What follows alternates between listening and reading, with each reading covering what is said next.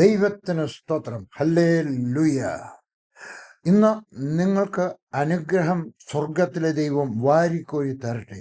ജീവിതത്തിനകത്ത് എവിടെയെങ്കിലും അപാകതകൾ ഉണ്ടെങ്കിൽ അത് ദൂരീകരിക്കുവാനും കർത്താവ് സഹായിക്കട്ടെ എന്ന് പ്രാർത്ഥിച്ചുകൊണ്ട് ഇന്നത്തെ സന്ദേശം, രക്തത്തിൻ്റെ സുരക്ഷിതമായ മതിൽ. ഇതാ കുറിവാക്യം. യോഹന്നാൻ 17:11 യേശു പറഞ്ഞു, നീ എനിക്ക് തന്നിരിക്കുന്ന നിന്റെ നാമത്തിൽ അവരെ കാത്തുകൊള്ളണമേ. യുവാക്കളായ മക്കളെപ്പറ്റി ഭാരമില്ലാത്ത മാതാപിതാക്കൾ കുറവാണ്. ദൈവത്തിൽ നിന്നും അകന്നു നടക്കുന്നവർ, പാപത്തിന് ചുറ്റിപ്പറ്റി നിൽക്കുന്നവർ, പാപത്തിന് അടിമയായവർ, ദൈവത്തിന് രണ്ടാം സ്ഥാനം പോലും കൊടുക്കാത്തവർ എന്നിങ്ങനെയുള്ള യുവാക്കൾ ഏറെയാണ്. രോഗികളായവർ, ഭൂതബാധിതരായവർ, നിരാശരായവർ, പൈശാചിക ശക്തിയോടെ പ്രവർത്തിക്കുന്നവർ, ജന്മന അംഗവൈകല്യമുള്ളവർ എന്നിങ്ങനെ മക്കളെപ്പറ്റി ദുഃഖിക്കുന്നവരും ഉണ്ട്. ഇയ്യോബിന്റെ പുസ്തകത്തിൽ ഇപ്രകാരം രേഖപ്പെടുത്തിയിരിക്കുന്നു, 1-ാമത്തെ അധ്യായത്തിൽ.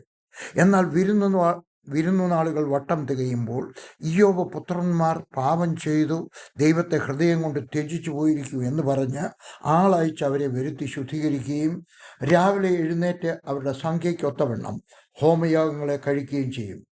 ഇങ്ങനെ ഇയ്യോബ് എല്ലായ്പ്പോഴും ചെയ്തു വന്നു. 4-5 വർഷം മുമ്പ് അമേരിക്കൻ ശാസ്ത്രജ്ഞന്മാർ കണ്ടുപിടിച്ചു, ഒരു കുഞ്ഞ് അമ്മയുടെ ഗർഭപാത്രത്തിൽ ജന്മമെടുക്കുന്ന സമയത്തു തന്നെ ഒരു നീല വെളിച്ചം മിന്നുന്നു.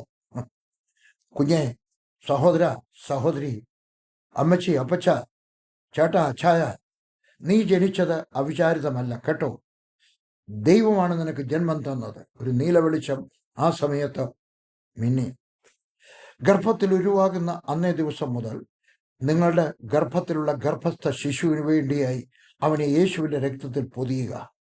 ജനിച്ചു കഴിഞ്ഞാലും പ്രഭാത പ്രാർത്ഥനയിൽ അങ്ങനെ എന്നും ചെയ്യണം. നിങ്ങളെ, മക്കളെ, വീടിനെ, വാഹനത്തെ, കന്നുകാലികളെ രക്തവളപ്പിലാക്കണം. പെസഹായുടെ നിയമം ദൈവം ഇസ്രായേൽ ജനത്തിന് കൊടുത്തത് പുറപ്പാട് 12 വായിക്കുക. ഒരു കുടുംബത്തിനായി ഒരു കുഞ്ഞാട് അറുക്കപ്പെട്ടു. ആ കുഞ്ഞാടിന്റെ രക്തം പാർക്കുന്ന വീടുകളുടെ വാതിലിന്റെ കട്ടിളക്കാൽ മേലും കുറുമ്പടിമേലും പുരട്ടുന്നു. സംഹാരദൂതൻ രാത്രിയിൽ രക്തം പുരട്ടിയിരുന്ന വീടുകൾ കടന്നുപോയി. ദൈവം അരുളി ചെയ്ത മറ്റൊരു പ്രസ്താവന കൂടി ശ്രദ്ധേയമാണ്.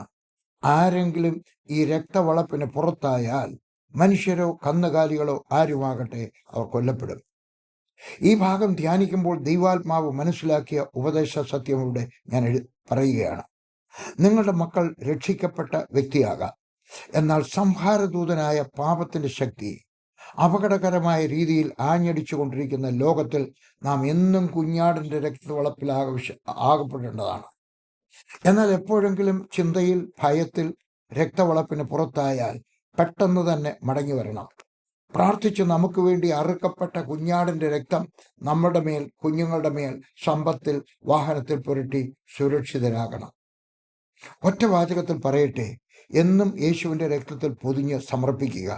ചിന്തയിലോ സംസാരത്തിലോ പ്രവൃത്തിയിലോ രക്തവളപ്പിന് പുറത്തായാൽ ഉടനെ മടങ്ങി വന്ന് വീണ്ടും രക്തത്തിൽ ശുദ്ധീകരിക്കപ്പെട്ട് സുരക്ഷിതരാകുക.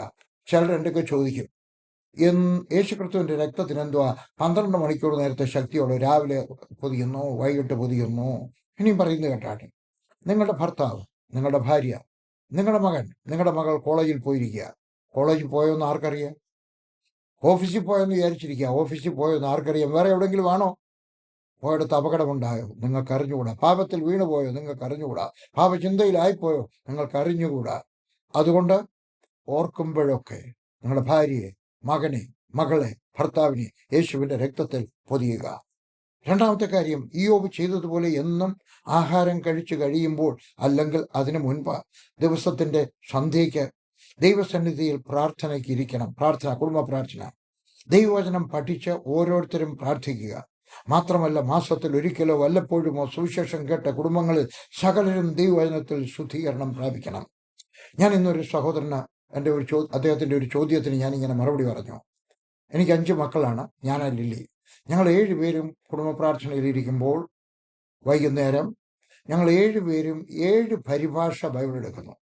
ഞാൻ കിങ് ജെയിംസ് വായിക്കുന്നു, ലില്ലി മലയാളം വായിക്കുന്നു, എൻ്റെ വേറൊരു മകൻ ഹിന്ദി വായിക്കുന്നു.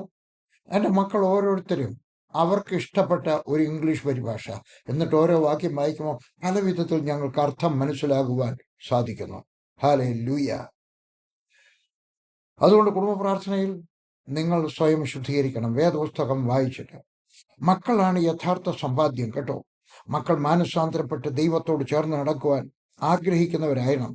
മാത്രമല്ല, അതിനായി വളമിട്ട് വെള്ളം കോരി വളർത്തണം. അബ്രഹാമിനെ ദൈവം തിരഞ്ഞെടുത്തത് അവൻ കേട്ട ദൈവിക സത്യങ്ങൾ അടുത്ത തലമുറയ്ക്ക് കൈമാറും എന്ന ബോധ്യം ദൈവത്തിനുണ്ടായതിനാലാണെന്ന് ദൈവം പറഞ്ഞിരിക്കുന്നു. ഉൽപ്പത്തി 18:19. ദൈവം അബ്രഹാമിനെ തിരഞ്ഞെടുത്തത് അതിനുവേണ്ടിയാണ്. എന്തിന്? ദൈവിക ചട്ടപ്രകാരം അവൻ ജീവിച്ചു, മക്കളെ വളർത്തി, ഒടുവിൽ സകലത്തിലും അവൻ അനുഗ്രഹം പ്രാപിച്ചു. ഉൽപ്പത്തി 24:1. Abraham was blessed in all things. നിങ്ങളും അങ്ങനെ ആയിത്തീരുക.